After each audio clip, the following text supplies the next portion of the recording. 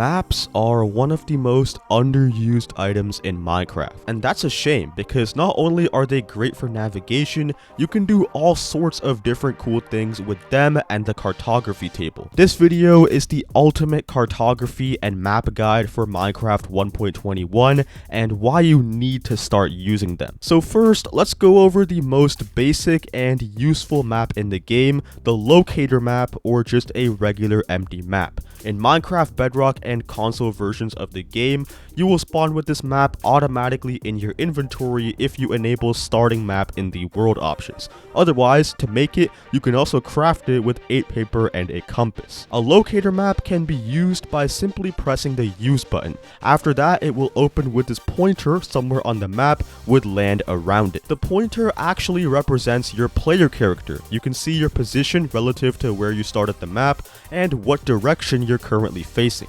As you move around the empty spots of the map, as long as it's in your hand, those empty spots will start filling up with the land that you're traversing. Now, the big thing about locator maps is that they have levels to them. You can see a map's level by simply hovering over it in your inventory. It will show the level out of 4. On Java Edition, if you don't see the level, make sure to press F3 and H at the same time. It should show after that. Anyways, any locator map that you made in a crafting table will start at level 0 out of 4. What does the level determine, you may be asking? Well, the level of the map simply determines the amount of land it's able to see. At level 0, which is what you start with, your map can only see 128 blocks of land in any direction. This basically means if you travel from one edge of the map to the other, that's 128 blocks of land. If you try to go past that distance, your little pointer will instead turn into a big white dot to let you know you're out of the map's range,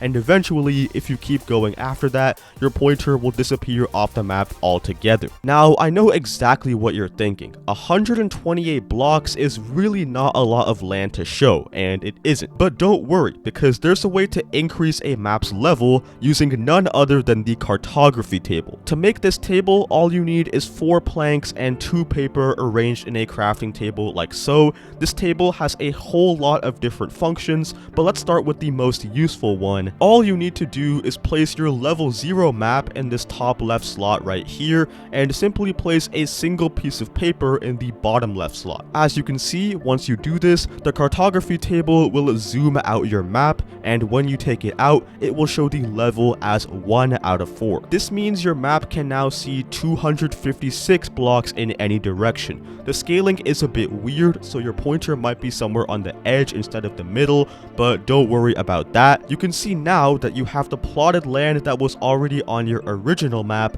but now with a bunch more empty space next to it. This empty space is simply uncharted territory, and it will fill up with more land once you travel with the map into those areas. And if 256 blocks of land still isn't enough for your map, don't worry, you can zoom out the map even further. Simply head back to the table, add another piece of paper, and your map is now at level 2 and can see 512 blocks in any direction. Again, you can see the amount of land that you had before, along with all this empty space that you can fill up. And of course, you can keep expanding the map's range until it reaches level 4. At this point, your map will now be able to plot 2,048 blocks of land in any direction. Now, one important thing I should mention is that the more you increase the level of the map, it's much more difficult to make out certain features. For example, this creeper face that I've built. At level 0, you can see it really clearly, but on a level 3 map, you really can't see this thing at all. So different level maps are good for different purposes. If you want to create a map of your base, for example, or just a very specific area,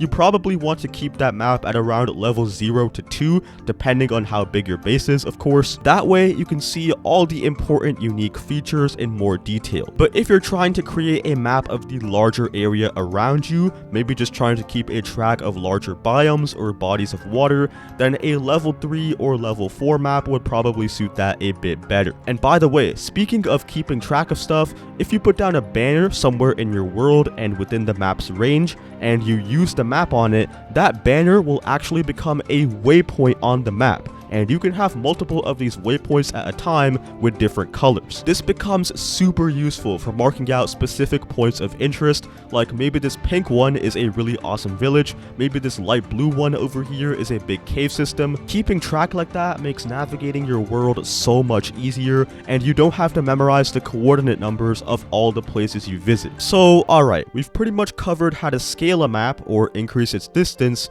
but what about all the other stuff? What about locking maps, cloning maps? What about making a giant world atlas? Well, you can pretty easily do all of those things as well. If you want to lock a map, say to preserve a copy of an area before you started building there, or maybe you want to create some map art, to lock a map, simply combine it with a glass pane in the cartography table. That map will be preserved. You can still see your pointer as you move around, but no new updates to the land will ever be made on that map, and you can never unlock it ever again. If you want to clone a map, this is especially useful on multiplayer, because if another player has a copy of your map on them, you will actually be able to see them along with you on the map at the same time, represented with different color pointers, meaning you can then use your map to locate other players in your world. To clone a map, just combine the existing one that you have with another empty map in the cartography table. Now you got two of the same map. You can clone it further if you want as well, depending on how many copies of it you want. Now, to make a giant atlas, this one is a bit more complicated.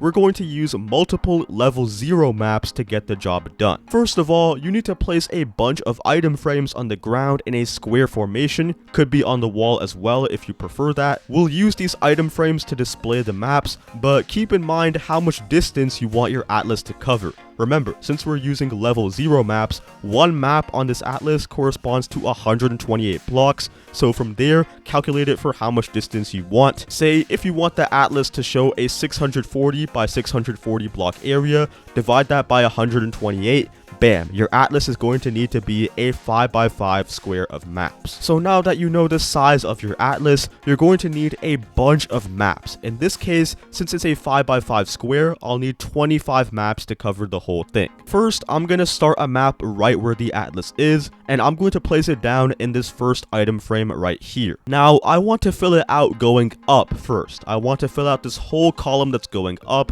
so I'm going to take this map, point my pointer in that direction, and I'm going to travel until I hit the edge of the map. Here, I'm going to travel a few more blocks, and then I'll start a new map, again, pointing up, same direction, travel to the edge of this one.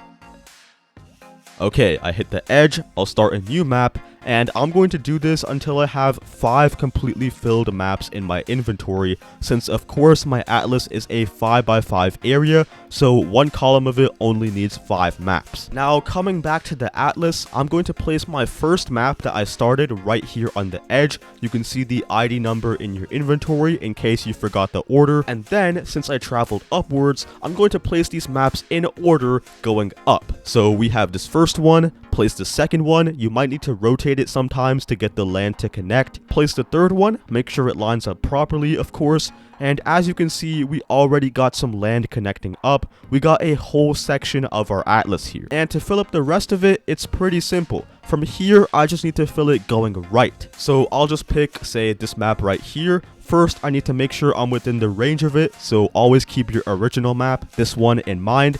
This map is up from that one, so I need to travel facing up. Bam, I'm within the range of this map. Now I'm simply going to travel right instead of up. So travel right until I hit the edge. Then right here, I'll start a new map, rinse and repeat that 5 times. Place the original map back in its place on the atlas, and remember we were traveling facing right, so we're going to place these maps in order in the rightmost direction. That's another part of our atlas filled, and from here, for the rest of these maps on the first column, just do the exact same thing. Fill it out going towards the right. So we've talked a lot about the plain old regular map. You can definitely do a lot of things with it, but did you know that there's also a second type of map in Minecraft? The Explorer map can be acquired by trading with a level 2 or above cartographer villager. Usually, they'll ask for something like some emeralds and a compass, and in exchange, they'll give you one of these Explorer maps, which allows you to locate different structures that are nearby. These include villages of all biomes, temples, ocean monuments, trial chambers, and even woodland mansions at the highest level. Now, these explorer maps work differently than regular maps. First of all, they will have the structure of interest clearly marked on the map. For example, in this village map, you can clearly see the location of the village marked by this house over here. And usually, you can see your player character marked by a tiny little dot somewhere on the map. These maps are actually level 2 maps, which, if you need a refresher, has a range of about 512 blocks in any direction. If you're within the range of the map, then great, just navigate to the structure using the little pointer, but if you're outside the range, you will show up as a white dot on the edge, just like a regular locator map. So here, to get within the map's range, you'll need to utilize the 4 cardinal directions. Up on the map is north, right is east, south is down, and left is west. Pretty simple. So for example, if your dot is stuck on the right edge of the map, you'll need to travel west to get within the map. If you're stuck on the bottom edge, you'll need to travel north, etc. You can use the F3 menu to help you identify which direction you're facing, or on Bedrock Edition, you can also use sunflowers or the position of the sun to help you as well. Maps can also be held in the offhand in both editions of Minecraft, although it can be a bit more difficult to see what's going on, and while maps do function perfectly fine in the end dimension as well, in the nether they won't work properly and will simply display a distorted orange and gray pattern wherever you are. If you guys did enjoy this video, then please consider dropping a like and a sub, and as always, I will see you in the next one. Goodbye.